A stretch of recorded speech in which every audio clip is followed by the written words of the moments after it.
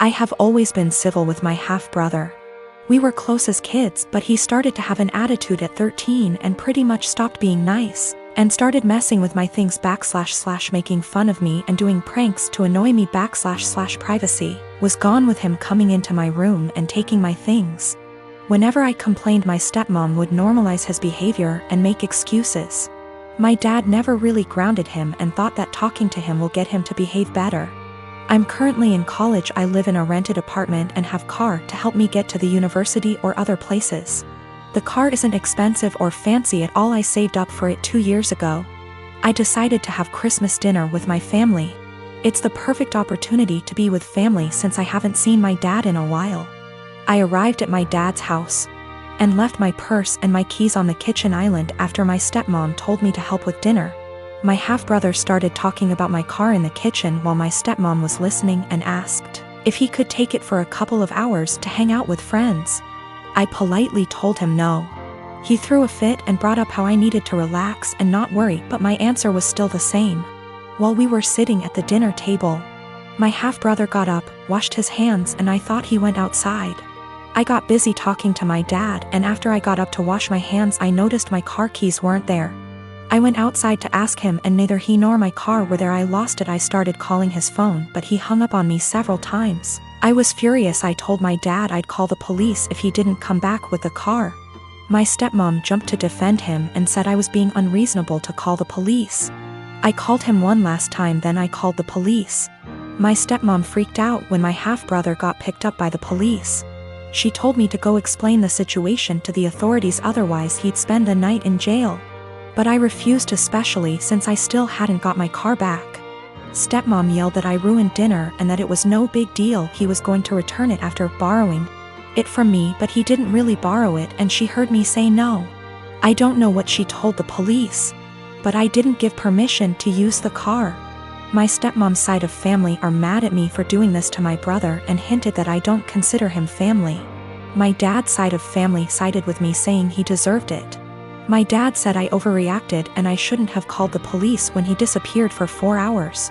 I talked to the police about what happened, and I learned later that my stepmom said that her son was allowed to borrow it, and that it was a misunderstanding. I wasn't going to let her continue to lie, but my dad told me to back off and let it go. This really upset me. My half-brother wasn't even berated the way I was by the family. My girlfriend and I have been dating the past 5 years, since college. After graduation, we were semi-long distance, living close enough that we alternately visited almost every weekend. In 2018, and got a job in my city, and we found a place and moved in together. Now's a good time to mention the security cameras in our house. Break-ins are unfortunately common where we live. We thus got some motion-activated cameras, one of which has a view of our kitchen, to monitor the back door. The cameras only record when there's motion, so they can retain footage for a very long time. And of course knows this about a year ago, and started complaining I wasn't contributing equally to chores. I've been obsessive about chores my whole life. Growing up, not doing the dishes meant no video games for a week. When I lived with roommates, I was always the chore Nazi, making damn sure we all stuck to our chore wheel. And is just as fastidious about chores, so we just naturally alternated who did what. I'd just been brushing her remarks off, but over the last few months they've become much more aggressive. E.g. I was vacuuming and said, "Look at you finally cleaning up around here." I replied that we alternated vacuuming, to which she retorted, "No, you've vacuumed maybe twice since I moved in." Exchanges like this have been happening so frequently that I began to doubt my own recollection. Am I not as clean as I thought? Finally, she exploded at me last week. She said that having to stay home constantly over the past weeks exposed how little I do around the house, and that she didn't move in just to be my maid. Questioning my own sanity, I spent a few hours going through the entire 1.5-year archive of security camera footage, and tallied the exact number of times the kitchen cam caught each of us doing dishes. Our cleaning supplies, vacuum, mop, etc., are in the kitchen pantry, so I also tallied up how many times we grabbed cleaning stuff.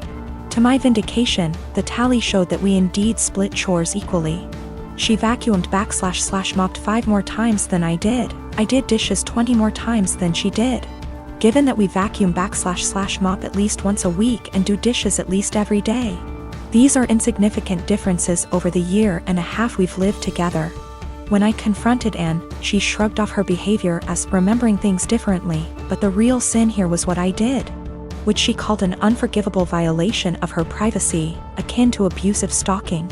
She has broken up with me and is trying to move out, although obviously this is difficult due to current circumstances. I'm totally heartbroken, and was the love of my life, and I can't believe she destroyed our relationship like this. To make matters worse, she told many of our friends, who are mostly siding with her. They've been texting me that what I did was creepy, abusive, controlling, invasive, etc. I'm at a loss. I'm beginning to think I'm the one who's off base here. My children are 17 and 14 respectively, and I'm hoping the fact that they're teenagers is the reason for their incredibly shitty behavior. My husband, before he met me, had a wife and a newborn baby that passed away in Canada due to hazardous road conditions that resulted in a 4-car smash-up. No one was at fault, it was a horrific disaster. And my husband was devastated as a result and fell into alcoholism to cope. I had my own trauma from the past, and similarly turned to alcoholism to cope. It was at an AA meeting where we met, 20 years ago almost to the day now. And we slowly started to heal together here in the US. I have always been incredibly respectful of my husband's last wife and child. I like to joke that I'm keeping her seat warm until my husband enters heaven. I've had too much loss and hurt in my life to feel jealousy like this. And I am so damaged that I just feel lucky that I got to actually feel love in this world, and that my husband could open his beautiful heart to me. We had 2 children, 2 sons. We'd never told them about my husband's wife or baby, because it's a part of my husband's life that he keeps under lock and key. He has never healed from his grief, and therapy etc. has helped him only to a degree. My mother-in-law told the kids this Sunday gone, as she decided it was time for them to know.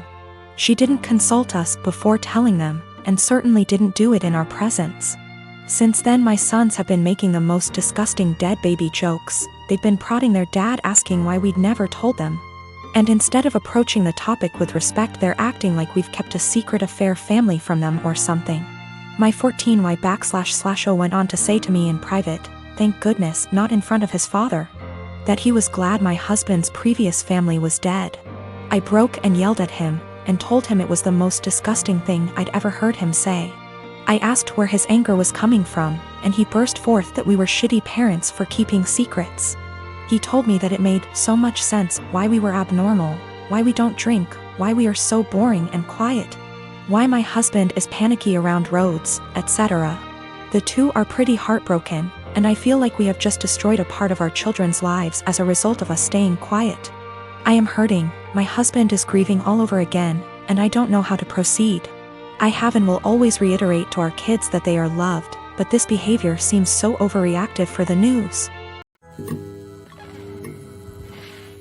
When my sister, Annie, was 18 and I was 21, she got pregnant and had a daughter, Sophie.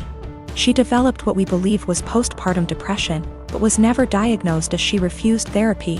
When Annie's school started up again, our mother took on all childcare of Sophie. As Mum took on more childcare, Annie seemed more like her old self, happy, outgoing, generally mentally healthy. Then within 6 months of Sophie's birth, Annie got pregnant again with another girl, Laura, and the cycle of PPD symptoms. Mum taking over, and Annie's mood improving repeated. When Laura was 2 and Sophie was 3, Annie decided to move out of our parents' home, alone, and said she wanted our parents to adopt/raise her daughters. They said no. Annie said she couldn't take care of the girls as she had her own life and being a parent made her miserable. My husband and I already had 4 kids of our own, we'd bonded with the girls, and we had the resources for 2 more. So we offered to take them in, and Annie let us legally adopt them before moving about 8 hours away. It's been about 5 years, and the kids are doing well. It was a rough start, but we're now a stable, loving, healthy family unit. Sophie and Laura are 7 and 8, and Annie has recently lost her job and had to move back in with our parents. Annie has now asked for custody of Sophie and Laura. I'm writing custody like that because it wouldn't be custody in the legal sense. as she willingly surrendered all legal rights to the girls and can't get them back. We checked with a lawyer. However, Annie wants the girls to live with her. Initially she said she wanted them full-time and to legally adopt them back from us, which we obviously refused. Then she offered a compromise of alternate weeks, so 50/50 custody. Again, we refused. Given her insistence, we don't even want her around Sophie and Laura. So we've not been going by my parents' house as we typically do. It's been a month of constant badgering, insisting we let Annie bond with her daughters and allow her to at the very least take them for overnight visits, saying that Annie had PPD 5 years ago. And now she's ready to be a parent. I've responded that we are not babysitters, we are Sophie and Laura's parents. They're in a good place and this will be detrimental to all 6 kids. And Annie doesn't get to step in now when she never stepped up in the first place.